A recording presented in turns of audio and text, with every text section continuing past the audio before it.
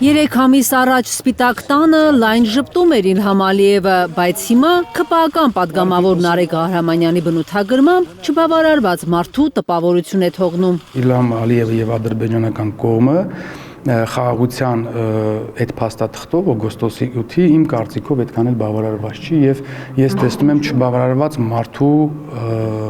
ինչ էր ուզում որ միջանցք կոնկրետ Սյունիքով միջանցք է ուզում Ադրբեջանը, հոխորտում է, եթե Հայաստանը անհապաղ միջանցք չտա, ուժով կմաքրեն այդ տարածքը, սպառնացել է պատգամավոր Գուդրատ Հասանգուլիևը։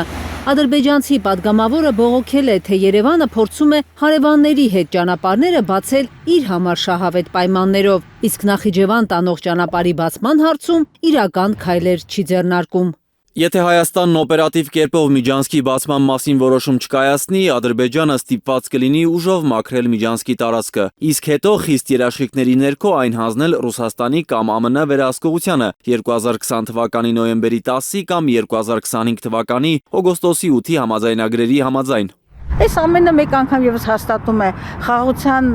դիսկուրսի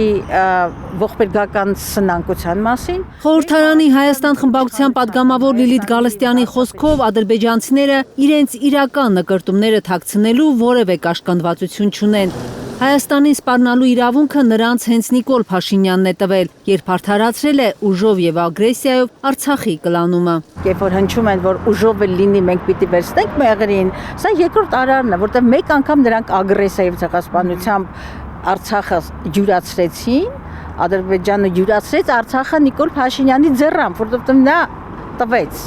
Հիմա ինչու պիտի մեղրին չվերցնեն։ Բայց Բաքուն միջանցքը ուժով վերցնելու սպառնալիք հնչեցնելով չի բավարարվում։ Ադրբեջանը հայկական եւս 4 գյուղի նկատմամբ պահանջներ է ներկայացրել։ Տավուշի սահմանազատումը Բաքվի դիվանագիտական հաջողությունն է, ըստ Ադրբեջանի արտգործնախարարության մամուլի խոսնակի։ Ըստ Այխան Հաջիզադեի իրենք վերադարձրել են Բերքաբեր, Ներքին Ոսկեբար, Խեյրիմլի եւ Կզլհաջիլի գյուղերը։ Հիմա պետք է վերադարձնեն Հաջիզադեի խոսքով 4 անկլավները։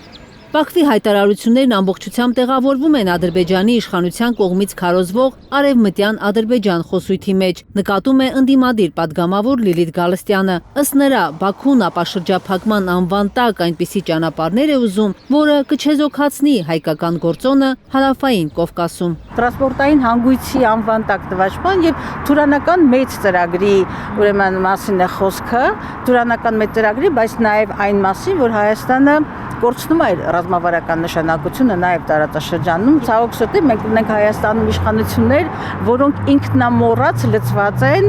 մի ծրագրին, որ ուղղված է հայկական գործոնի վերացմանը։ Իսկ ովքեր Հայաստանում դեմ են այդ ծրագրին, ըստ Գալստյանի, բանտարկվում են, որովհետև օգոստոսի 8-ի ստորագրված փաստաթղթերում սևով սպիտակի վրա գրված է, որ պետք է չեզոքացնել բոլոր այն ուժերին, որոնք կխոչընդոտեն խաղաղության դիսկուրսին, նկատում է Գալստյանը։ Ընդդիմության լրացումը, հայ առաքելական եկեղեցու ասպատակումը, բանտերը լցված քաղբանտարկյալների իրողությունը, սա եւս, ինչպես ասացի, նպաստավոր կլիմա է ստեղծում, քաղաքական կլիմա է ստեղծում, որպեսզի սահուն Հայաստանի հանձնումը, ես հենց այդ բառն եմ օգտագործում, Հայաստանի հանձնում իրականացնելու։ Ըստ ընդդիմադիր պատգամավորի Վաշինգտոնյան համաձայնագիրն ընդունվել է հայկական շահերը ստորադասելով, բայց Բաքվի ախորժակը չի փակվում։ Ադրբեջանցի պատգամավորը մի նոր նախապայման է առաջ քաշել խաղաղության համաձայնագիրը լիարժեք ընդունելու համար։ Բաքուն ուզում է, որ Հայաստանը օր առաջ սկսի կառուցել Նախիջևան տանող ճանապարհը։ Կարնե Մանգասարյան, Առաքել Օհանյան եւ Հարություն Մաթեւոսյան, Հայլուր։